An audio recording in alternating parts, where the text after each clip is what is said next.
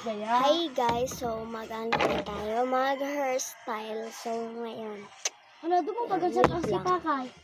ano, Busog siya. Busog ka mo. dito, babangain, ay, Gusto mong kahit ito, nagkaroon siya. babangain yan. At, Dawa. ito. Hindi na. May ambag man. Hindi na. Ang puputusan nyo dito guys, dito sa gitna. Wait. Putus ko na dito. Boy, si Bakit tinulak-tulak ka? Yan, dito naman. Yes. Content siya. Wait lang. Abangan mo naman.